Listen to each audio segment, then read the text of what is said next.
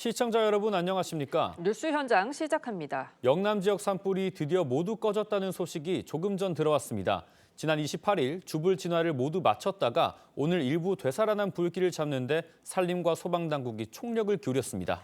열흘째 이어진 산불과의 사투에 끝이 보이고 있습니다. 현장 연결해 자세한 상황 알아보겠습니다.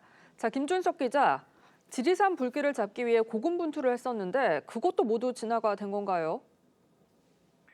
네, 영남 지역 산불의 총 주불 진화율이 100%가 됐다고 조금 전 산림청장이 발표했습니다.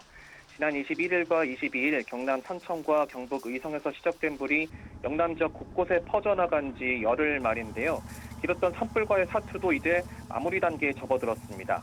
의성에서 옮겨붙었던 경북 지역과 울산 산불까지 모두 주불이 잡힌 뒤 오늘 경남 산청 하동의 지리산 인근 200m 화선만 남아 있었는데요. 임상섭 산림청장은 오늘 아침 9시 브리핑에서 두꺼운 낙엽층과 암석층 사이 불씨가 일부 지역에서 다시 살아났다는 상황을 설명했습니다.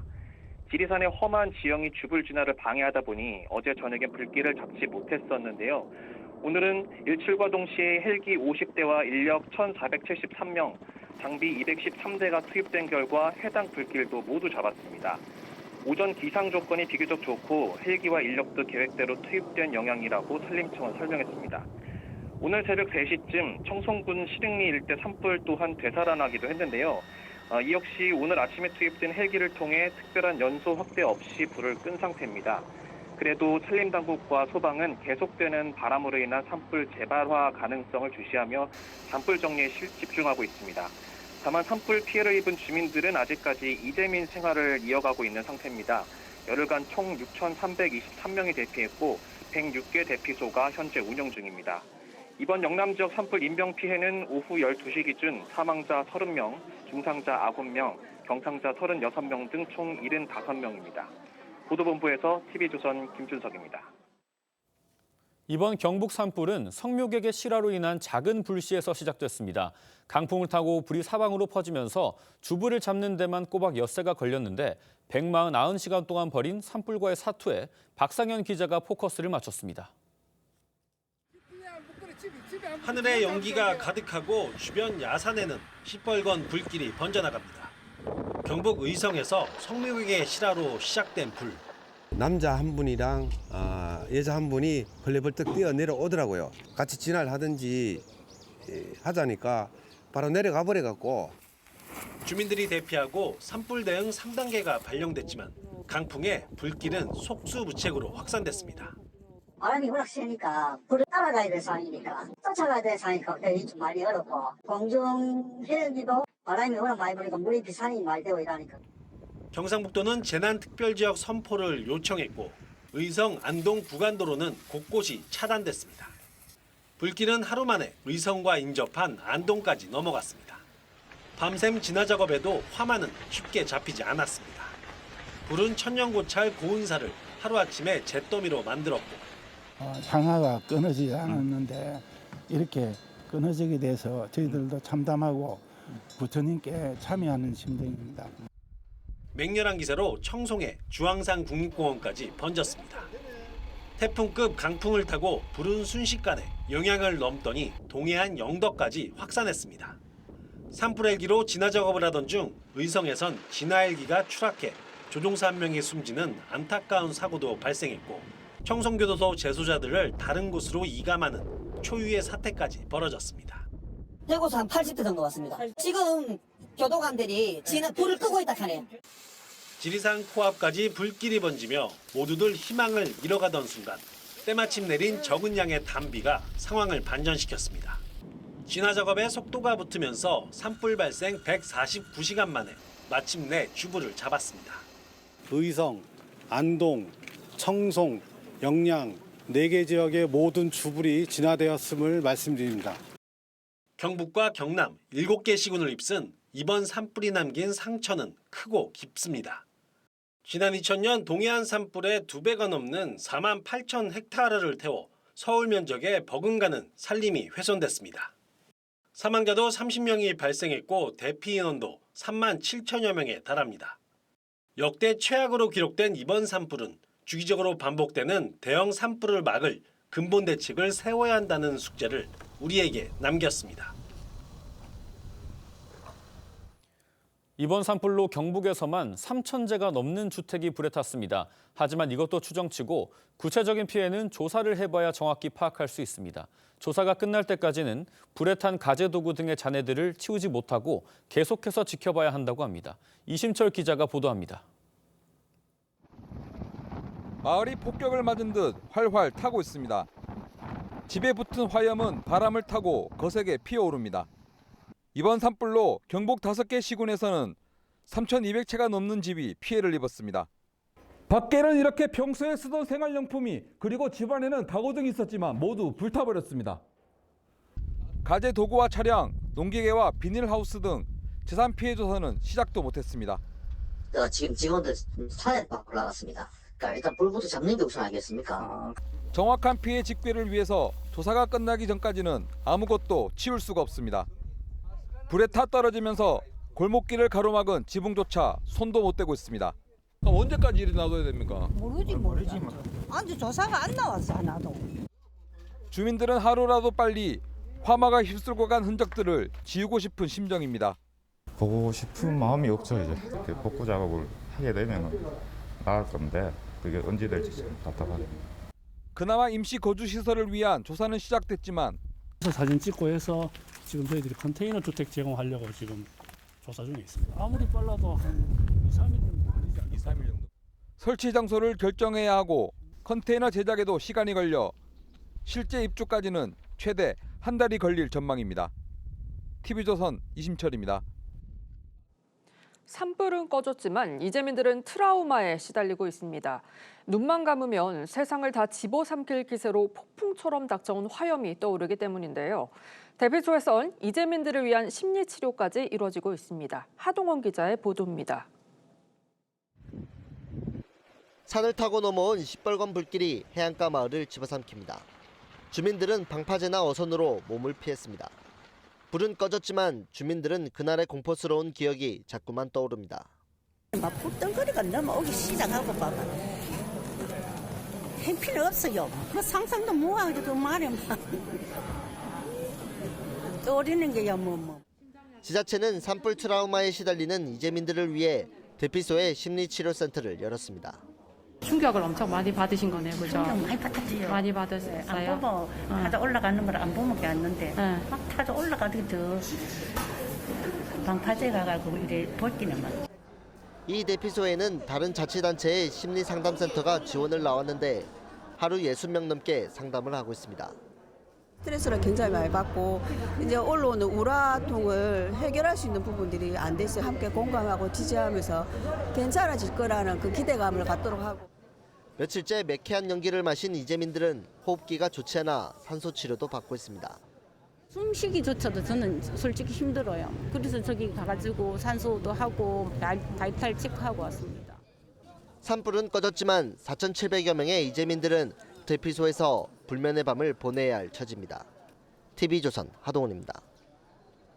이렇게 삶의 터전을 잃은 이재민들을 돕기 위해 전국에서 자원봉사의 발길이 이어지고 있습니다. 휴가를 내고 온 직장인부터 아예 가게 문을 닫고 온 자영업자까지 제각의 소중한 힘을 보태며 따뜻한 위로를 건네고 있습니다. 서영일 기자가 전해드립니다. 도마 위 감자를 손질하는 소리가 경쾌하게 울리고 우와, 진짜 많이 썰었다. 고기는 눌어붙지 않게 이리저리 뒤섞습니다. 불길을 피해 대피했다 시설로 돌아가는 260명의 환자를 위한 마지막 점심 준비가 한창입니다. 조리는 수원에서 가게를 운영하고 있는 오수옥 씨가 맡았습니다. 가게는 어떻게 하세요? 가게는 망하는 거지. 우리가 가서 열심히 또 해야지. 가서 열심히 해야지 이제. 직장인 김경기 씨는 낮에는 매일 1,000명분의 식사를 준비하고 밤에는 출근해 새벽까지 회사 일을 합니다. 잠이 부족하지만 고맙다는 어르신 말 한마디면 버틸 힘이 납니다. 많이 피곤합니다. 피곤한데 어르신들 보면은 제가 힘을 내야 되죠. 안동의 한 대피소에 차려진 이동식 치과병원. 대구 개원이 4명이 돌아가며 어르신들의 불편한 치아를 봐주고 있습니다. 그동안 파마에 어머님이 스트레스 너무 많이 받으셨어. 잇몸 치료 깨끗하게 해드리고 그렇게 할 테니까 그럼 훨씬 나아질 겁니다. 아들 같은 의사 선생님의 친절함엔 미소가 절로 나옵니다. 내 한테 가서. 하나 줬잖아요. 고령의 주민들이 평소 복용하는 약을 챙겨주려 찾아온 약사들도 있습니다. 보탤 수 있는 힘이 있어서 다행이라고 생각합니다. 자원봉사자들의 따뜻한 위로에 이재민들은 마음의 상처까지 치료받고 있습니다. TV조선 서영일입니다. 149시간 만에 진화된 역대 최악의 산불 사태입니다. 큰 불길을 잡고도 곳곳에서 다시 불씨가 살아났는데요.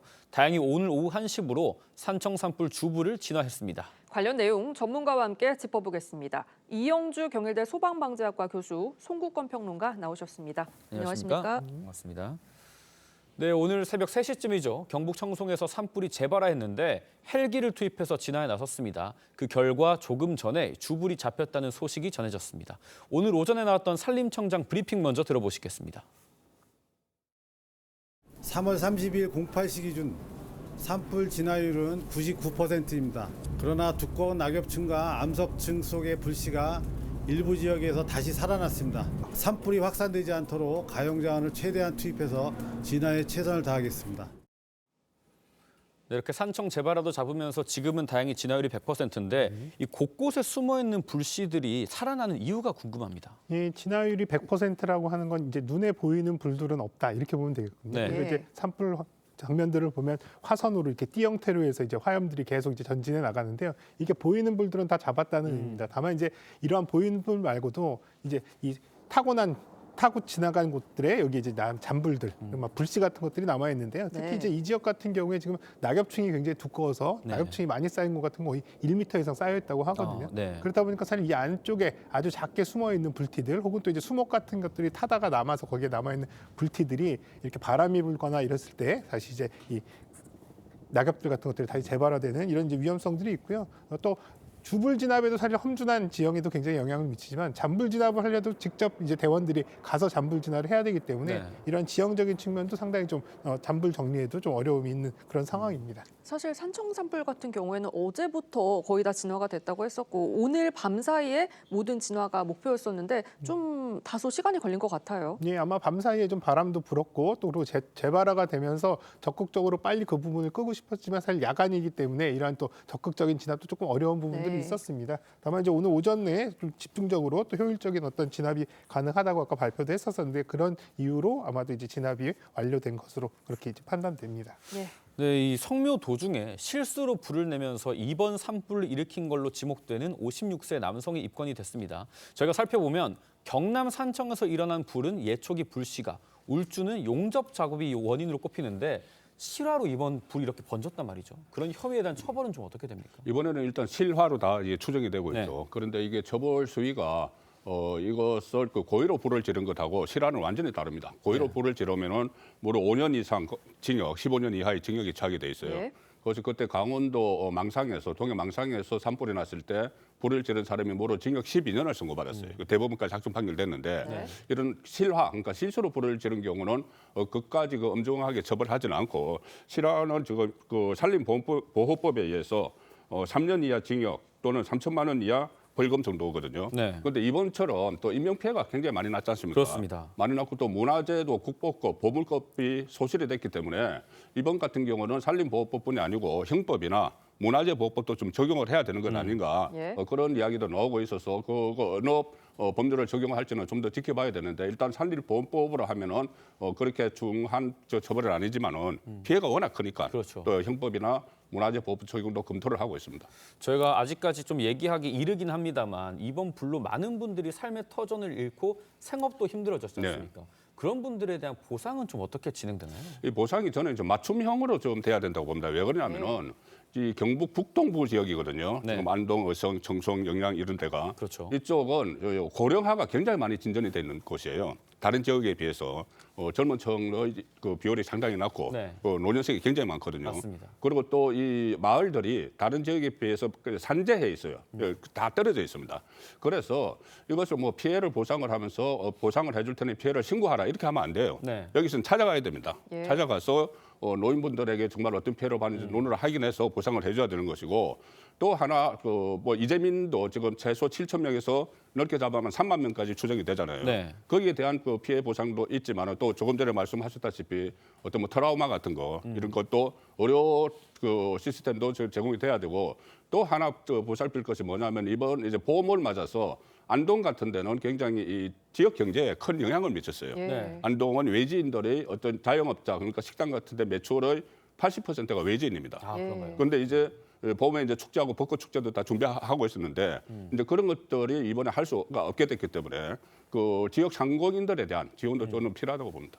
네, 지금 역대 최악의 산불입니다. 괴물 산불이라고도 하는데 30명이 숨졌고요. 거의 서울 면적에 버금가는 산림이 탔는데 유독 이번에 이렇게 피해가 컸던 이유가 뭔가요? 예, 뭐 다들 이제 산불 지켜보시면서 많이 들으셨겠습니다만 어쨌든 강한 바람, 어차피 산불에는 가장 많이 영향을 미치는 이제 요인 중에 하나가 바람인데요. 예. 산불 이 지역에 산불의 바람이 상당히 이제 강하게 불었고 또 실제로 이제 예보된 바람보다도 현장에서의 이제 불규칙한 방향이 계속 바뀌면서 바람이 굉장히 강하게 부는 이런 이유로 확산세가 굉장히 빨랐다. 또 그리고 바람이 굉장히 강하면서도 이 지역에 이제 침엽수들이 굉장히 많았거든요. 예. 많으면서 이제 비화라고 하는 굉장히 먼 곳까지 이 불티들이 날아가서 산발적으로 계속 화재를 확장시키는 이런 비화들이 많이 일어나면서 확산 속도도 빠르고 또 빠르게 확산하기 때문에 또 긴급한 대피가 이루어지는 과정에서 대피 과정 혹은 또 아예 대피를 하지 못하셔서 사망자가 굉장히 많이 발생하는 이런 상황으로 이어졌는데요.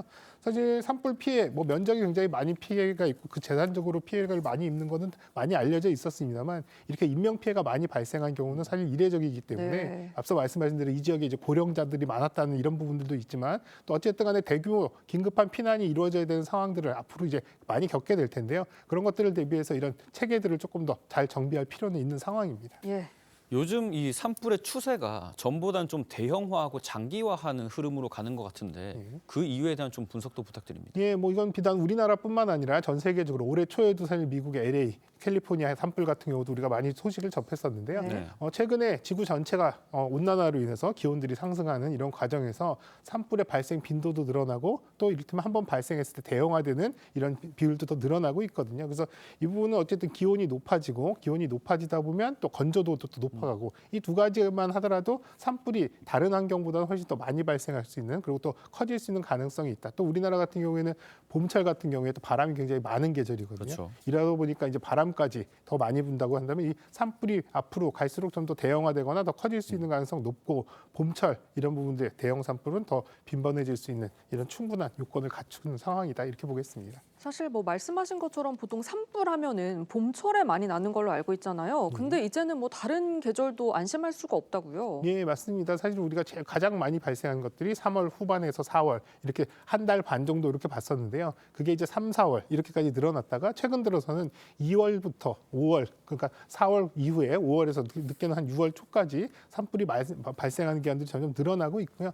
또 한편으로는 또 겨울철에 산불도 상당히 많이 발생을 하고 있거든요. 예. 이런 것들을 보면 사실 여름의 장마철 이외에는 다른 시기에는 대부분 또 산불에 대한 부분들을 우리가 항상 예방하고 또 조심해야 되는 기간으로 보는 게 맞겠습니다. 네, 그런데 우리나라 산림의 이제 주 어떤 수목인 소나무를 비롯해서 이 침엽수가 빽빽하게 조림된 게 이번 산불의 불쏘시개 역할을 했다. 이런 지적도 좀 있었습니다. 그렇습니다. 저희들이 그때 민둥산을 없앤다고 해서 네. 대대적인 이제 녹화 사업을 했죠. 네. 나무를 심는 사업을 했는데 특히 경북 같은 경우는 이 침엽수가 잘 자라요. 아주 생명력이 끈질기기 때문에 네. 잘 자라니까 침엽수 소나무를 비롯해서 침엽수를 많이 심었는데 침엽수 소나무의 그 진액에 보면은 그 발화 물질이 있다는 거예요. 아, 네. 그래서 그가 과거에는 그걸로 횃불을 재료로 썼다고 합니다. 예. 그리고 또 하나는 솔방울 있지 않습니까? 네. 솔방울이 바람을 타고 이제 불이 붙으면 솔방울이 이제 불을 전파하는 그런 그 역할을 했다고 보고 이게 한 50년 정도가 됐거든요. 우리가 나무를 적극적으로 심은 게 예. 50년 동안 그런데 낙엽이 조금 전에 말씀하셨지만은 낙엽이 쌓여서 낙엽의 높이가 한 수십 센치가 된다는 거예요. 네. 그런데 그런 것들을 한번 불이 나면은 그게 이제 그 전파를 하는 낙엽들이 그런 역할을 하기 때문에 이 낙엽을 또 좀 한번 솎아내는 그런 작업도 필요합니다. 네, 이런 불쏘시개들도 역할을 했지만 이 진화하는 과정에서 소방 기기들이 좀 노후화됐다든지 진화 인력이 좀 노령화됐다 이런 것들도 문제로 많이 지적이 됐거든요. 어떻게 대책을 세워야 될까요? 사실 이 부분은 장비의 노후화나 또 이를테면 진압대원의 고령화 이런 것들로 접근하기는 조금 다른 시각으로 봐야 된다고 생각을 하거든요. 예. 왜냐하면 이번에도 이제 헬기가 추락하는 사고가 있었는데 첫 번째로 나왔던 얘기들이 뭐냐면 30년 이상 된 기종이었다. 이런 얘기들이 나왔는데요. 사실은 헬기 같은 경우에 노후화가 됐다 하더라도요. 사실상 이 기종에 대한 관리 또 이를테면 항공기 같은 경우는 굉장히 민감한 장비이기 때문에 굉장히 관리들을 철저히 하게 돼 있거든요. 그래서 우리가 단순히 그냥 오래됐다 그렇기 때문에 위험하다 이렇게 하는 게 아니라 정상적인 임무를 수행하는데 문제가 있었는지 이런 것들을 들여다보는 게 필요하고요. 또 이제 진압대원들도 마찬가지입니다. 사실 단순히 나이가 많다는 이유로 진압이 어렵다 이거보다는 그 역할과 임무에 충분히 수행할 수 있는 체력적인 또 이를테면 지식적인 또 그리고 경험적인 측면들을 충분히 갖췄느냐 이런 부분들을 우리가 들여다봐야 될 것 같거든요. 그래서 앞서 말씀드린 대로 대형화되는 산불들에 우리가 좀 더 진압 능력을 상향해야 된다라고 한다면 조금 더 전문화되고 강력한 장비를 보유하거나 또 한편으로는 진압대원들의 역할들도 지금의 잔불 정리라든지 확산 방지보다는 적극적으로 불을 끄는 이런 개념이라면 조금 더 강화된 이런 장비들 또 그리고 또 이런 것들이 접근성을 높이는 여러 가지 방법들 이런 것들을 고민하는 게 더 합리적인 우리의 이제 고민이다 생각이 듭니다. 예. 네, 정말 다행히 지금은 주불 진화가 완료가 돼서 이제는 피해 상황에 따른 복구, 그다음에 회복에 좀 집중을 해야 될 것 같은데 저희가 기사로도 보여드렸습니다만 이재민들의 피해 조사가 이루어질 때까지 잔해 정리가 좀 미뤄진다 이런 얘기도 있고 컨테이너 제작에도 뭐 한 달여가 걸린다 이런 주민의 증언도 있는데 제대로 된 복구는 언제쯤 시작할 수 있을까요? 이 복구 자체는 사실 산불 같은 경우에 이재민의 복구나 또 이를테면 원래 생활로 이제 정상화 이런 것들이 상당히 시간이 많이 길어지는 이런 재난입니다. 왜냐하면 당장 돌아가서 생활해야 되는 집 또 생활 터전 자체가 아예 다 소실에서 없어졌기 때문에 오히려 이제 임시 주거 또 임시 대피소에 주거하는 시간들이 점점 더 많아지면서 여러 가지 어려움들도 겪게 되고 또 심리적인 어떤 압박 또 경제적인 압박들도 받게 되시는데요. 그래서 뭐 빨리 한다 하더라도 이런 임시 주거라든지 이런 부분들은 최근에 많이 표준화가 돼서 빨리 공급을 한다고는 합니다만 그럼에도 불구하고 적게는 한두 달, 길게는 뭐 1년 이상도 가기도 하거든요. 그래서 조금 더 긴 호흡을 가지고 좀 더 정리를 해나가야 되는데 아까 송 의원님께서 말씀하신 것처럼 사실은 이런 과정들이 사실은 절차와 또 이를테면 이제 이런 기준들이 다 있거든요. 다만 있지만 그럼에도 불구하고 이 이재민 분들의 눈높이에는 상당히 좀 맞지 않으니까 그렇습니다. 절차가 있다 하더라도 이분들을 최대한 배려하면서 이분들의 이 마음을 좀 보듬으면서 여러 가지 지원들이라든지 또 이런 복구 절차들을 가급적이면 최소화시킬 수 있는 노력들 이런 것들은 필요해 보입니다. 다행히 산불은 꺼졌지만 터전을 잃은 이재민과 가족들 여전히 힘겨운 시간을 보내고 있는데요. 목소리 들어보겠습니다. 심정이 뭐 무너지려고 하는 모습으로 수족관 여기 있고 3개가 있었거든요. 그거 내려앉아 붙잖아. 없는데 물이 없는데 그냥 불은 타져요. 그래 저물 물이 없었는데 저물로가 이거 퍼가지고 있었잖아. 심장이 떨려가지고 무슨 말을 어떻게 드려야 될지 저희 부모지만은 말조리를 어떻게 해서 이야기를 해야 될지. 삼촌 칠순 잔치를 했어요. 4월 말쯤 고추 모종을 심으러 다 모이기로 했는데 지금 이렇게 돼가지고 지금 기가 막히네요. 네, 보신 것처럼 이재민들 일상으로 복귀할 때까지 꽤나 긴 시간이 소요될 것 같은데 뭐 트라우마라든지 불안 같은 부분도 좀 해소해야 될 문제인 것 같아요. 그렇습니다. 그래서 저 의료 서비스가 좀 먼저 있어야 되고 그리고 또 노년층들이 많기 때문에 노년층에 맞는 그런 그 지원이 있어야 되는 것이고 지금 불이 난 잔해에 대해서 지금 손을 못 대고 있다고 하지 않습니까? 네. 그 나중에 그러니까 어떤 피해가 어느 정도인지 파악을 할 때까지 그렇게 놔둔다는 건데 어쨌든 피해 조사를 신속히 해야 돼요. 신속히 해서 잔해를 보면은 또 그 트라우마가 또 생기잖아요. 그 잔해를 보고 있으면은. 그래서 그것을 빨리 좀 없애는 방법을 해야 되고 지금 정치권에서는 뭐 우리나라 예비비가 뭐 충분하다, 모자라다 이런 공방이 있는데 그거 아직 모릅니다. 이거 아직 최종적으로 피해가 얼마나 절도될지 아직 결론이 안 났어요. 그래서 우선은 필요하면은 이재민이든 뭐 상공이든 필요하면 선 지원을 하고 나중에 후 어떤 그 조치를 하는 그런 그 방안으로 선제적인 지금 지원 대책이 필요할 것 같습니다. 네, 인명 피해가 사상자를 합쳐서 70명이라고 하고 뭐 천문학적인 피해가 예상이 되겠죠. 그렇기 때문에 예방이 더 중요할 것 같은데 고온 건조한 날씨가 계속된다고 하지 않습니까? 저희가 산불을 방지하기 위해서는 좀 어떤 노력을 해야 될까요? 예, 지금 오늘도 약간 쌀쌀한 날씨가 이어지고 있는데 이제 다음 주가 되면 다시 또 기온이 상승하고요. 또 다음 주 내내 또 건조한 기후가 계속되거든요. 그래서 항상 우리가 산불이 가장 많이 발생하는 시기 뭐 봄철이라고 하지만 그중에서 언제냐 그러면 4월 첫째 주거든요. 역대급으로 굉장히 하루에 화재가 많이 발생했던 날들은 대부분 4월 첫째 주 주말이나 주말이나 네. 식목일 전후거든요. 이게 이제 다음 주 주말이 되거든요. 그렇기 때문에 이 시기 또 특히 뭐 내내 산불 예방에 조심하셔야 되겠습니다만 다음 주, 다다음 주까지는 산불 이런 것들에 대해서 우리가 화기 관리라든지 또 이게 꼭 산에 가시는 분들의 얘기는 아닙니다. 일상생활에서의 또 화재가 또 산불로 이어질 수 있는 가능성도 그렇습니다. 많기 때문에요. 일상생활에서도 화재가 발생하기 쉬운 계절이니만큼 우리 생활 속에서 아주 작은 불씨 관리라든지 또 이를테면 또 이 화재 예방에 대한 조그만 관심만 가지시더라도 충분히 많은 부분을 예방할 수 있다 이런 부분을 좀 국민들께서 명심하셨으면 좋겠습니다. 네, 이번 산불로 인한 이 사상자가 75명에 이른다고 하죠. 아무쪼록 잘 마무리가 됐으면 좋겠습니다. 네, 두 분 말씀 여기까지 듣겠습니다. 감사합니다.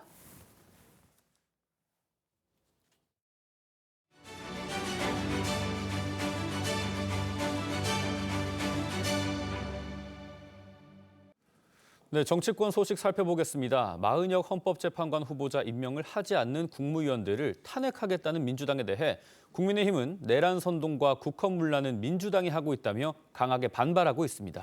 주말 광장을 가득 메운 탄핵 찬반 집회에 여야 의원들의 기자회견까지 정치권 공방은 극에 달하고 있는데요. 취재 기자 연결합니다. 자, 김충영 기자. 내란죄 비판에도 민주당은 임명을 거듭 촉구하면서 다음 주 본회의 개의도 압박을 하고 있죠. 네, 민주당 박찬대 원내대표는 조금 전인 오전 기자회견을 열고 한대행을 향해 마은혁 재판관 후보자를 4월 1일까지 임명하라고 촉구했습니다. 그러면서 한대행이 4월 1일까지 임명하지 않는다면 민주당은 중대 결심을 할 것이라며 재탄핵을 예고했습니다. 중대 결심과 관련해 정치권에서는 한대행과 최상목 기획재정부 장관에 대한 쌍탄핵을 추진할 수 있다는 관측이 나옵니다. 이와 함께 권한대행직을 승계하는 다른 국무위원들도 마 후보자를 임명하지 않을 경우 차례로 연쇄 탄핵하는 방안도 거론됩니다. 앞서 민주당 초선 의원들은 한대행 재탄핵을 염두에 두고 우원식 국회의장에게 이번 주 초 국회 본회의를 열어줄 것을 요청했습니다. 국민의힘 초선 의원들은 야당을 규탄하는 기자회견을 한다고요? 네, 그렇습니다. 국민의힘 초선 의원 44명은 잠시 뒤 오후 2시부터 민주당 규탄 성명을 발표합니다. 야당이 주장한 내각 총사퇴 줄탄핵을 두고 내란 선동은 민주당이 하고 있다는 것인데요. 앞서 민주당 소속 초선 의원들이 연쇄 탄핵을 경고한 만큼 초선 의원들끼리 맞붙은 겁니다. 안철수 의원도 자신의 SNS에 초선을 앞세워 탄핵 협박 카드 꺼낸 이재명 대표가 비겁하다며 국회의원직을 즉각 사퇴하는 것이 마땅하다고 비판했습니다. 윤상현 의원은 국무회의를 무력화시키고 법률안 제2요구권 행사를 불가능하게 만들겠다는 김어준표 입법 독재라며 나라를 안정시키기 위해선 윤 대통령 탄핵 심판 선고를 조속히 내려야 한다고 했습니다. 지금까지 정치부에서 전해드렸습니다. 윤석열 대통령이 탄핵 소추된 지 107일이 지났지만 헌법재판소는 아직도 선고일을 정하지 못하고 있습니다. 8명의 재판관들이 5대3으로 팽팽하게 갈려있다 보니 늦어진다는 관측이 커지고 있는데요. 현재 상황은 한지은 기자가 보도합니다. 헌법재판소는 윤석열 대통령 탄핵 심판에서 여러 차례 신속한 심리를 강조했습니다. 시급성과 중대성을 고려하여 탄핵 심판 사건을 우선적으로 심리하되 하지만 헌재는 지난달 25일 변론을 끝낸 뒤 한 달 넘게 선고기일을 정하지 못하고 있습니다. 정치권과 법조계에선 8명의 재판관들이 탄핵 인용 측 5명, 반대 측 3명으로 팽팽하게 나뉘어 있다는 관측이 나옵니다. 파면 쪽으로 기운 재판관들이 심판 정족수인 6명을 확보하기 위해 결정을 못 내리고 있다는 분석입니다. 한 법조계 관계자는 재판관들이 한덕수 총리 사건 등 합의에 이르기 쉬운 사건부터 처리하고 있다며 윤 대통령 사건은 법리 다툼이 많은 만큼 선고일을 잡지 못하는 것으로 안다고 설명했습니다. 진보 성향인 문영배 헌재소장 권한대행과 이미선 재판관이 다음 달 18일에 퇴임하는 것도 변수입니다. 만약 두 사람 퇴임 전에 선고를 하지 못하면 6인 체제가 되면서 심리를 계속할 수 있을지부터 논란이 일게 됩니다. 한 법원 관계자는 재판관들 모두 상황을 회피하지 않고 18일 전에는 결론을 내릴 것이라고 했습니다. 결국 헌재는 금요일 선고 전례에 따라 오는 4일이나 11일에 선고할 가능성이 높다는 관측입니다. TV조선 한지은입니다. 네, 리포트에서 보신 정치권 쟁점들 전문가와 함께 짚어보겠습니다. 송국권 정치평론가 계속해서 함께해 주시고요. 조현삼 민주당 정책위 부의장 나오셨습니다. 안녕하십니까? 네, 헌법재판소의 윤 대통령 탄핵 심판 선고가 지연되면서 주말 집회에서도 강대강 대치가 빚어지고 있습니다. 어제 여야에선 어떤 목소리가 나왔는지 저희가 모아봤습니다. 헌법재판관인들! 헌법재판관인들! 이재명에 대한 무죄 판결이 세상의 웃음거리가 되었습니다. 어차피 이재명은 위증교사 항소심에서 구속될 것입니다.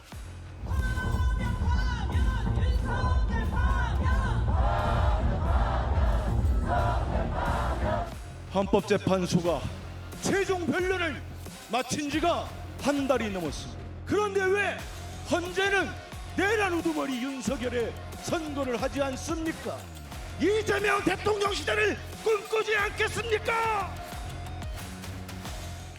네, 들으신 것처럼 국민의힘에서는 이재명 대표의 사법 리스크를 강조하고 있고요.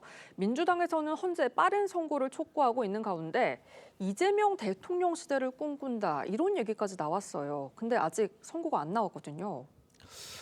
이재명 대통령 시대에 대한 발언 자체는 국민들 중에 탄핵을 찬성하는 많은 국민들이 다음 정부에 대한 기대감을 가지고 있지 않겠습니까? 그 기대감 중에 하나로 이재명 대표도 사실상 현재로서는 가장 유력한 후보이다 보니까 그 연장선에서 말씀을 하신 것으로 보여지고요. 네. 이재명 대통령 시대라는 표현 자체는 좀 섣부른 감이 분명히 있습니다.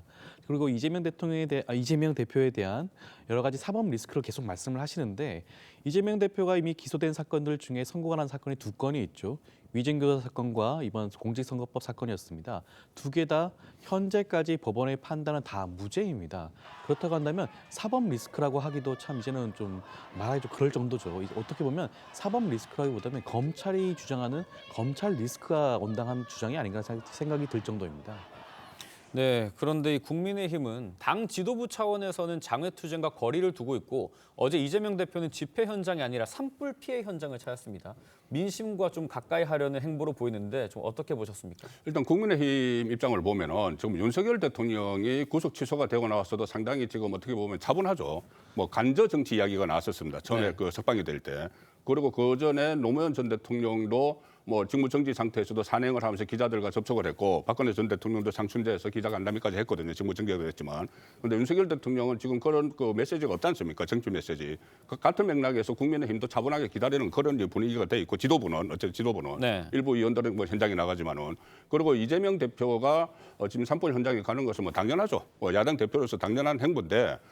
또 특히 안동 많은 피해를 낸 안동이 이재명 대표의 고향입니다. 예, 고향이어서 가는 것은 당연하고 또 최근에 어떤 서해 수호의 날 여기 가는 것도 일종의 조기 대선이 열릴 것을 가정을 해서 대선 행보를 하는 이 상황인데 조금 전에 나왔던 뭐 이재명 대통령 시대가 올지 안 올지 모르고 만약에 온다면 어떤 모습일지 모르는데 그런데 걱정되는 부분은 있죠.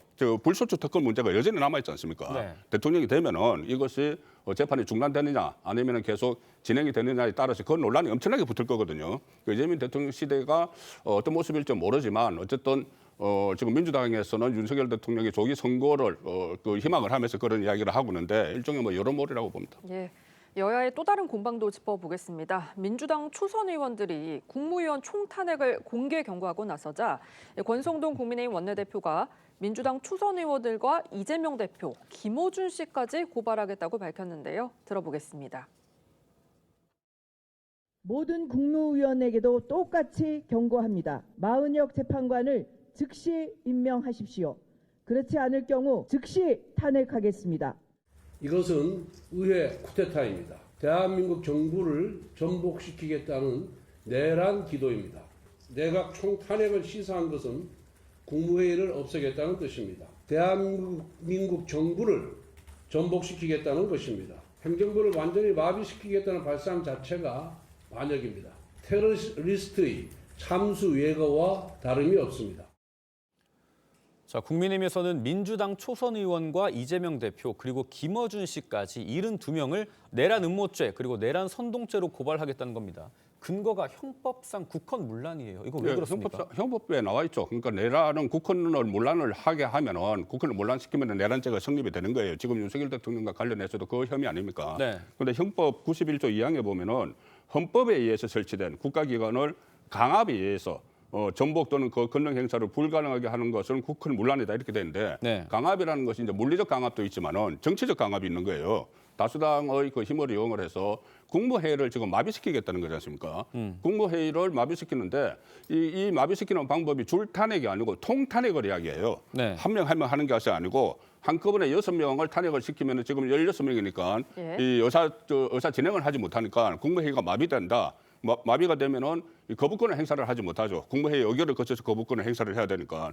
그래서 가령 예를 들어서 헌재 재판관 4월 18일 그 임기가 끝나는 2명의 임기를 연장을 하는 이 법안도 지금 발의를 해놓고 있지 않습니까? 그럼 그것은 거부권이 뻔하니까 거부권을 행사하지 못하도록 국무회의 기능을 마비시키겠다는 거예요. 네. 그럼 국가 기관을 강압에 의해서 정치적 강압에 의해서 마비시키는 것이니까 그것은 뭐 국헌 문란이 될 수도 있다는 이야기가 되는 것이죠. 그리고 지금 이 국무회의라는 것이 네. 이런 일만 하는 것이 아닙니다. 국민 생활과 관련된 모든 것을 해요. 외국과 뭐 강화나 조약을 맺을 때도 국무회의 의결을 거쳐야 되고 모든 법령이 국무회의를 거쳐서 국민에게 전파가 되는 실생활에 전파가 되는 그건데 저는 정치적 목적으로 해서 국무회의를 마비를 시키려고 하니까 이건 국헌문란이라고 보는 거죠.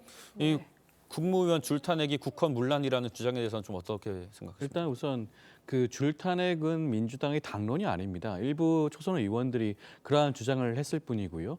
그러한 주장에 대해서 동조하는 국민과 당원들도 많은 게 현실입니다. 그런 부분들을 대변해서 말을 했다는 생각이 들고요. 그리고 여기에 대해서 내란 음모죄, 내란 선동죄라는 주장을 하시는데 권성동 원내대표가 법조인 출신이잖아요. 그렇다고 한다면 이것이 성립되지 않는다는 것을 분명히 알고 있을 텐데 이런 식의 주장을 하는 것 자체가 정치적인 목적이 다분히 있는 게 아닌가 생각이 듭니다. 이 죄가 성립이 되려면 그 전제가 헌법과 법률에 어긋나야 돼요. 근데 탄핵이란 절차는 국회에 부여된 권한입니다. 네. 그 권한을 행사한다고 하는데 이것이 어떻게 내란죄가 성립될 수 있죠? 그 첫 번째 단추부터 꿰지 못하는 겁니다. 구성 요건에 해당되지 않는 것을 뻔히 알면서도 이런 주장을 한다는 것 자체가 어떻게 보면 집권 여당 원내대표로서는 참 무책임한 발언이 아닌가 생각이 들고요. 그 주장 자체가 허울뿐이 아닌가 생각을 분명히 본인들도 알고 있지 않을까 생각이 듭니다.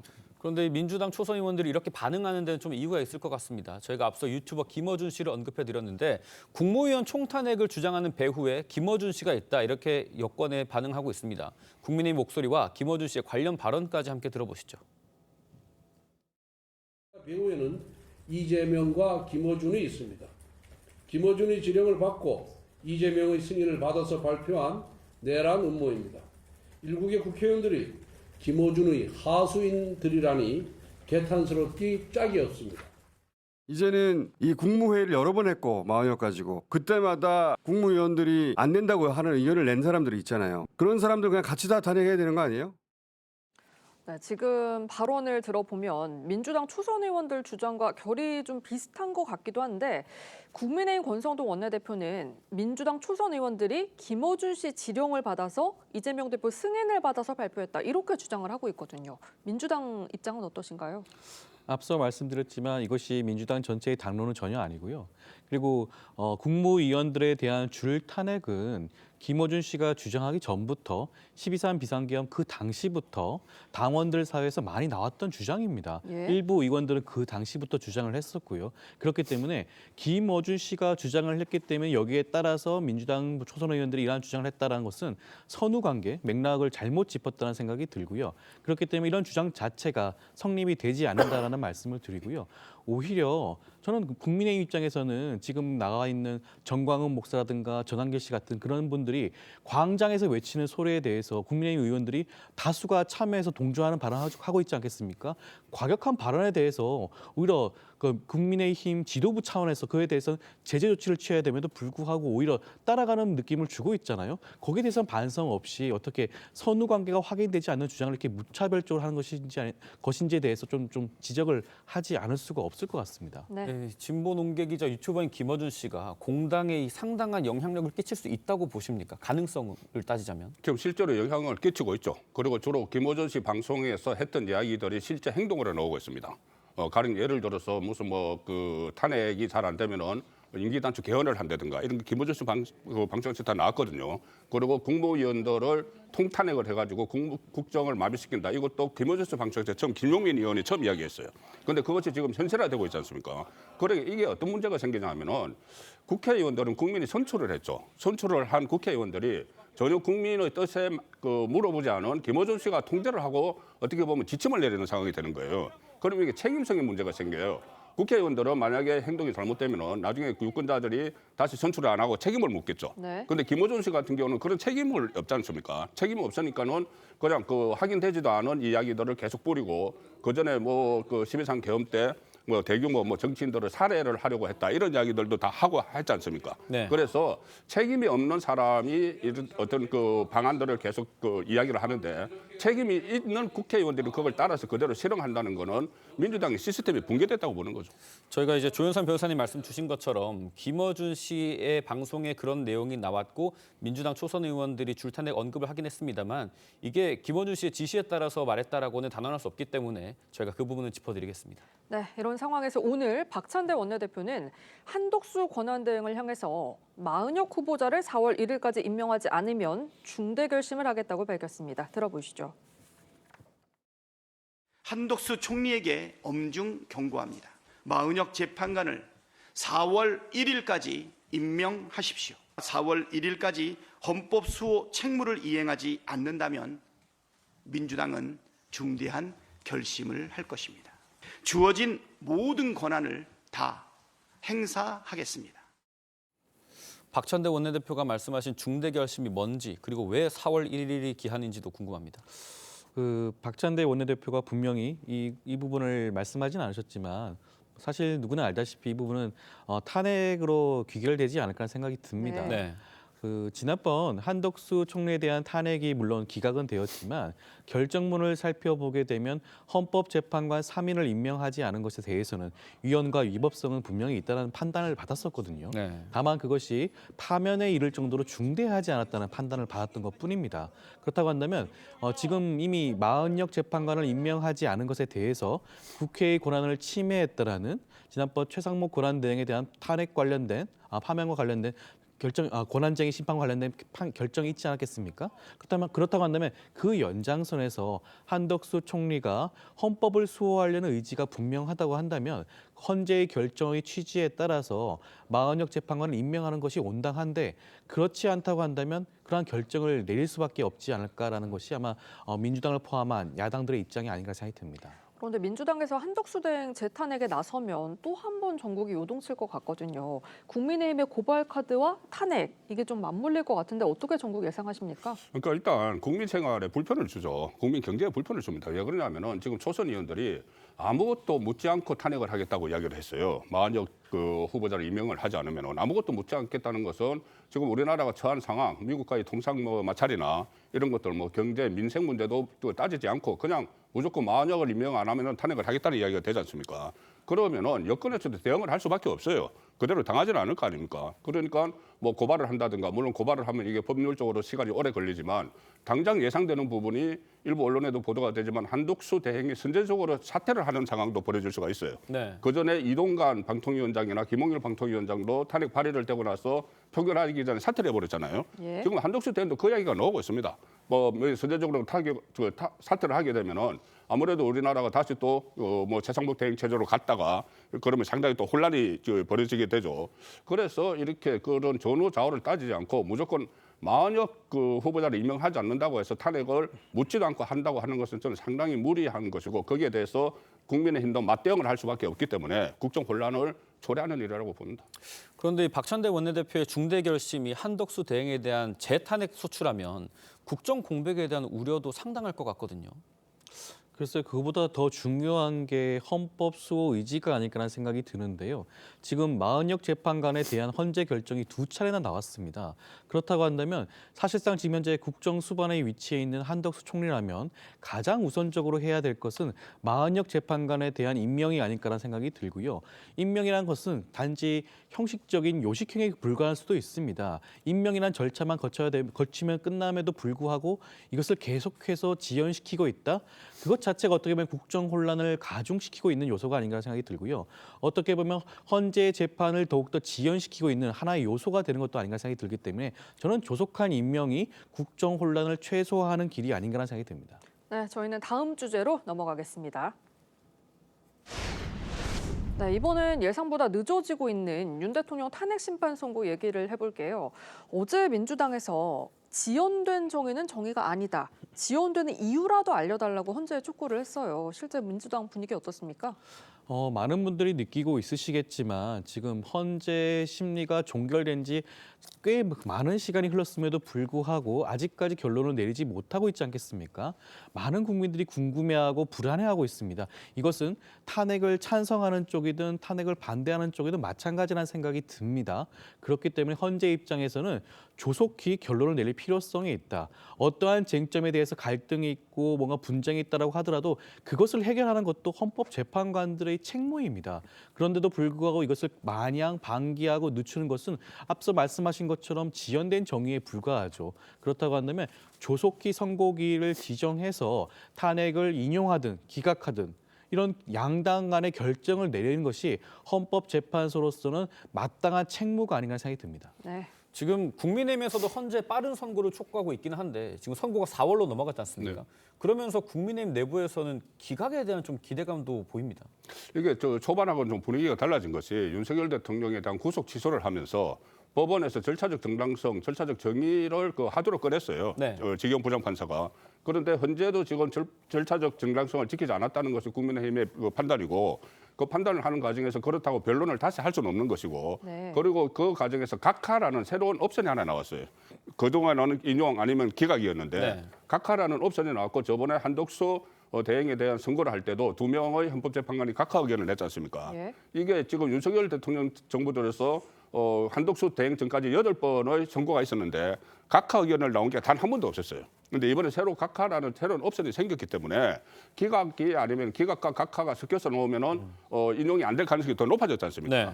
그래서 국민의힘도 어차피 4월 18일 되면은 두 재판관이 퇴임을 하니까 그 전에 빨리 결정을 내리자는 분위기가 지금 확산이 되고 있죠. 네, 그런데 그동안 법조계나 정치권에서 문영배, 이미선 이 두 재판관이 퇴임을 하는 다음 달 18일이 이 선고의 마지노선 아니냐 이런 전망이 우세했었는데 지금 계속 늦어지면서 이게 더 뒤로 넘어가는 거 아니냐 이런 관측도 있거든요. 글쎄요, 헌법재판소 재판관들 입장에서는 그 날짜 이전에는 무조건 결론을 내리는 것이 어떻게 보면 국정 혼란을 최소화하는 방법입니다. 만약에 두 재판관이 퇴임을 한 이유면 숫자가 이제 6명밖에 남지가 않지 않겠습니까? 그 과거 가처분 사건의 경우에 6명의 재판관으로 심리는 가능하다고 했지만 결론을 내릴 수가 있는지에 대해서는 아직까지 여러 가지 의견이 분분한 상황이어서 그렇다고 한다면 적어도 18일 이전에는 선고를 내릴 필요성이 분명히 있고 여기에 대해서는 아마 헌법재판관 8명 모두가 공감하는 문제가 아닌가 생각이 들고요.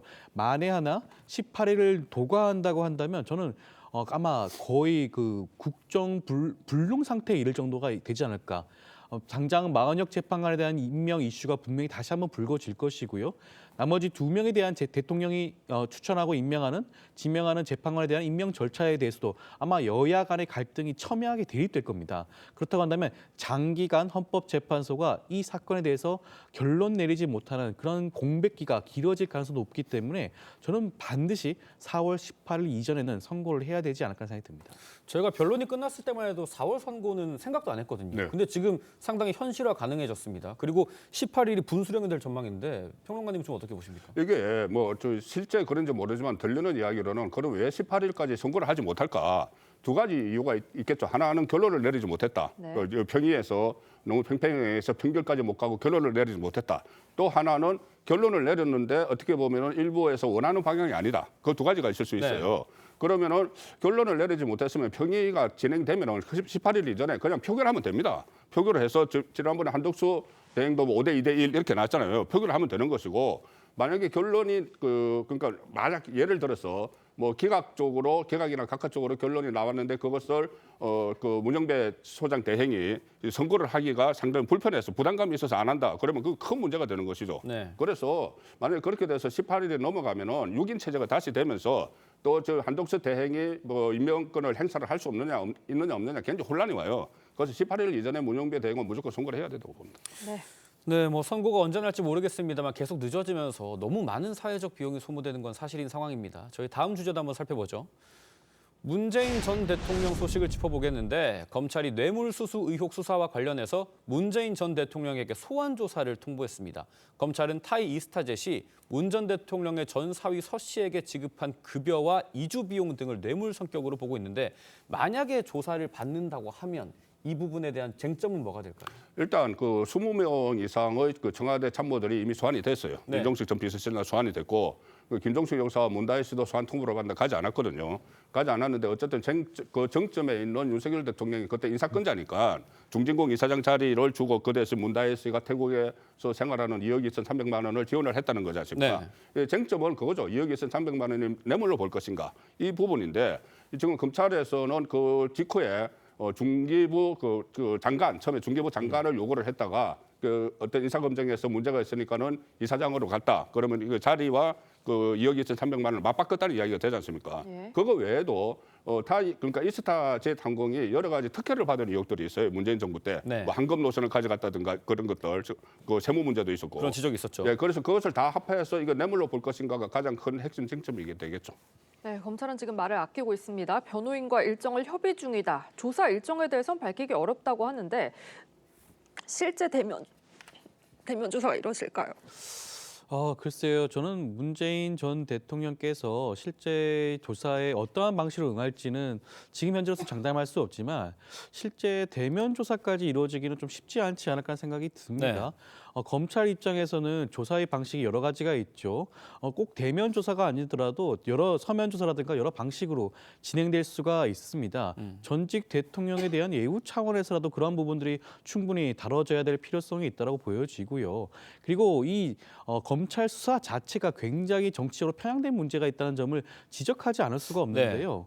여기에 대해서는 사실 이미 고발된 지가 2020년에 고발된 사건입니다. 그렇죠. 그리고 이미 이 현 정부가 출범한 지 3년이 지난 시점에 이르러서야 문재인 전 대통령을 소환 조사한다는 자체가 어떻게 보면 지극히 정치적인 문제에서 이 사건을 접근하는 게 아닌가라는 우려가 많지 않겠습니까? 그렇다면 그런 여러 가지 점들을 감안을 해서 검찰이 수사 방향을 정해야 되지 않을까 생각이 듭니다.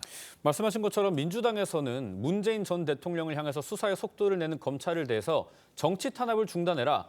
그렇게 비판을 하고 있고 국민의힘에서는 법과 원칙을 지키라며 맞서고 있습니다. 관련 내용 들어보시죠.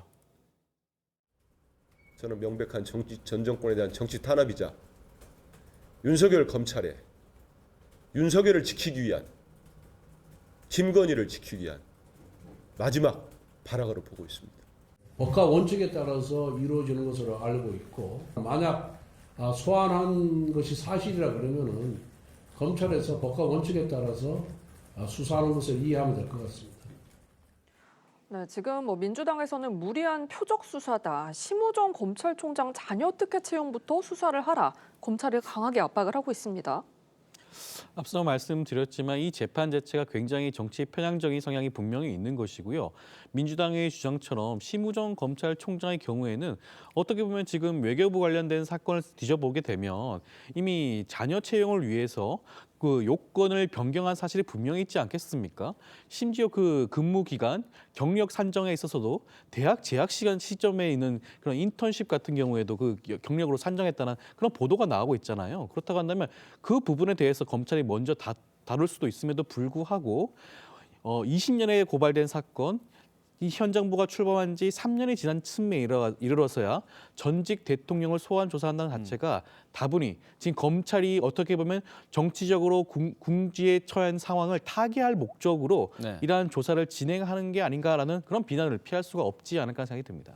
저희가 문재인 전 대통령과 부부의 동향을 좀 파악을 해봤는데 28일에는 세계적인 피아니스트 임윤찬 씨가 출연했던 통영국제음악제 개막 공연에 참석을 했고요. 오늘은 조금 전에 이 SNS를 통해서 책 소개를 하면서 계엄 내란을 애둘러 비판을 했습니다.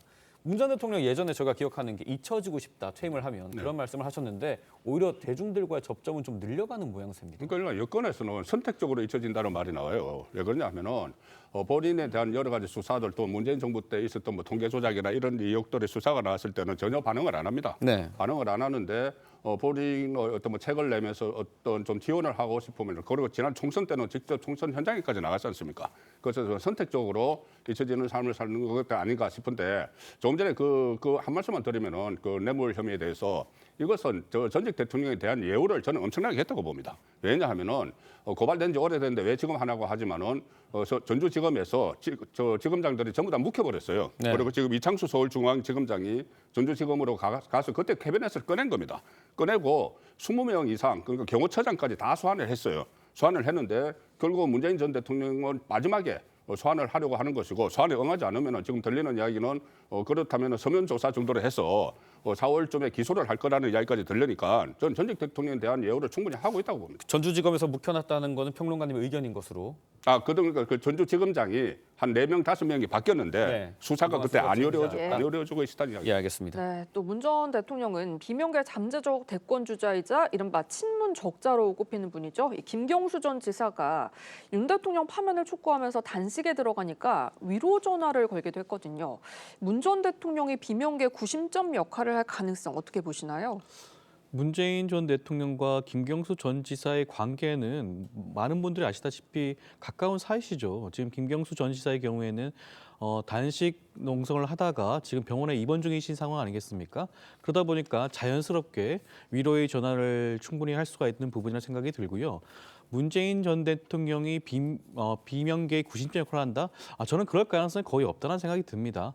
문재인 전 대통령 같은 경우에는 물론 앞서서 잊혀지고 싶다라는 말씀을 하셨다고 하셨지만 그것 자체는 정치적으로는 확실히 선을 긋고 있는 그런 뉘앙스이시거든요. 그렇기 때문에 혹여라도 자칫 잘못하면 어떻게 보면 친명계와 비명계, 민주당 내부의 갈등을 유발할 수 있는 그런 행동을 하실 성정은 저는 아니라고 보여지고요. 앞으로도 그런 선택을 하지는 않을 것으로 보여집니다. 네, 지금까지 정치권 쟁점 짚어봤습니다. 두 분 말씀은 여기까지 듣겠습니다. 감사합니다.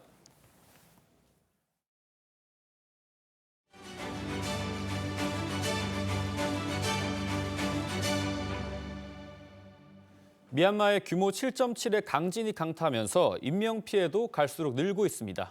미얀마 측은 사망자가 1,600명을 넘었다고 밝혔는데 10,000명 이상이 사망할 확률도 상당한 걸로 파악됐습니다. 신은서 기자가 보도합니다.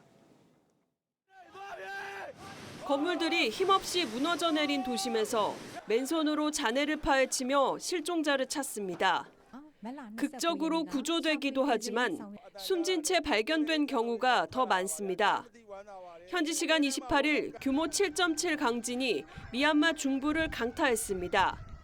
여진까지 이어지면서 하루 만에 사망자는 1,600명을 넘겼고 부상자는 3,400명이 넘는다고 미얀마 군사 정권이 밝혔습니다.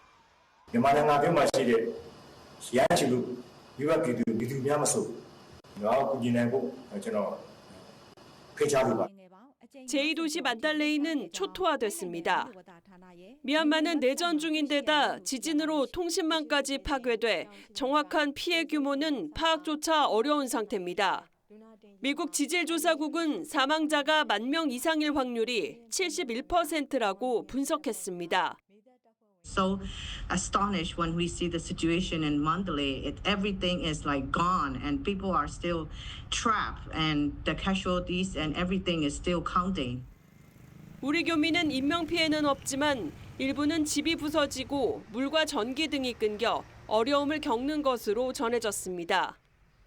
참사 와중에도 미얀마 군부는 반군의 폭격을 가해 최소 7명이 숨졌는데 국제사회의 구호 활동을 위축시킬 수 있다는 비판이 제기되고 있습니다. 이번 지진으로 진앙지에서 약 1,000km 떨어진 태국 방콕에서도 건설 현장 붕괴 사고 등이 발생해 10명이 숨지고 100명 넘게 실종됐습니다. TV조선 신은서입니다.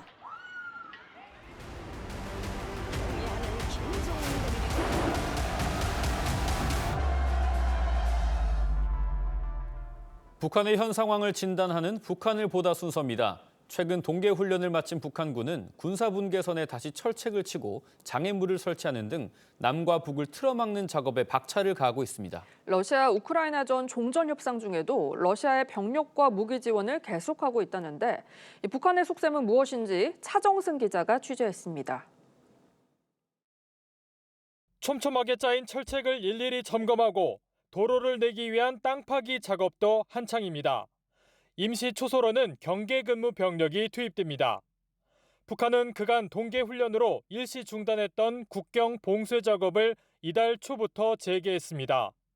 작업은 모든 전선에서 동시다발적으로 진행 중인데 이를 위해 하루 최대 2,000명의 북한군 병력이 동원되고 있다고 군은 밝혔습니다. 이 과정에서 지뢰가 터지며 다수의 사상자도 발생했습니다.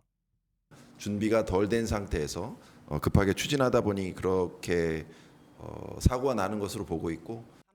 김정은이 적대적 두 국가를 공언한 대로 북한은 철책과 방벽, 지뢰로 남과 북 사이를 차단하고 있는데 휴전선 전역에 철책을 세우기까지는 3년이 걸릴 전망입니다. 군사적으로도 한국과의 어떤 대치 국면을 강화하는 모든 한국과의 관계를 끊는 작업을 계속하고 있다. 개성공단으로 향하는 송전탑은 15개 중에 11개가 이미 철거됐습니다. 군사분계선에서 첫 번째 송전탑은 남겨뒀는데 우리 군 동향을 감시하기 위한 CCTV가 달렸습니다. 올 들어 4차례 미사일 발사를 공개한 북한은 향후 고체 추진 ICBM과 극초음속 미사일 등을 추가 발사할 가능성이 있습니다. 러시아의 기술 지원이 더해질 경우 더 빨라질 전망인데 북한은 지난 2달간 러시아로 3,000명을 추가 파병하면서 탄도미사일뿐 아니라 자주포와 방사포도 상당량을 지원 중입니다.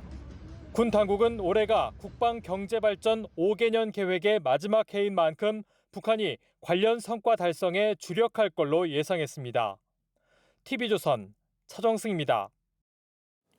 북한군이 러시아 격전지에 파병할 병사들을 선별하면서 탈북민 가족과 군 복무 중 징계를 받은 병사를 포함하라는 지침을 내린 것으로 파악됐습니다. 북한이 사실상 총알바지 병력을 보냈다는 비판이 나오고 있습니다. 김자민 기자입니다. 북한 김정은 위원장이 평양을 찾은 세르게이 쇼이구 러시아 국가안보회의 서기를 반갑게 맞습니다. 김정은은 우크라이나와 전쟁 중인 러시아를 계속 지원하겠다고 했습니다. 실제 지난해 러시아에 파병된 북한군 12,000여 명 가운데 절반 가까운 4,000여 명이 죽거나 다쳤지만 북한은 올 들어 3,000명 넘는 병력을 추가로 보낸 것으로 파악되고 있습니다. 대북 소식에 정통한 한 매체는 북한이 사실상 전장에서 숨져도 상대적으로 덜 문제가 될 병사들을 이른바 총알바지로 보내고 있다고 지적했습니다. 해외 특별훈련이란 명목 아래 파병군 선발 지침을 하달하면서 탈북민 가족이나 군 복무 중 징계를 받은 소위 문제가 있는 사람들을 포함하라고 했던 겁니다.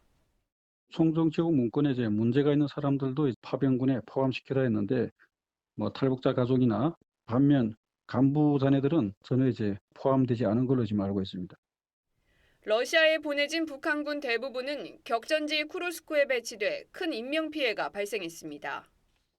하지만 북한은 부상병을 본국으로 송환하는 대신 치료 후 다시 전투에 내보내는 것으로 파악됐습니다. 북한 당국은 전사자 가족에 함구령을 내렸는데 자식의 죽음을 전해 듣고 실신한 부모들 때문에 여론이 나빠지자 최근 파병군 사망 통지서 발급조차 중단한 것으로 전해졌습니다. TV조선 김자민입니다.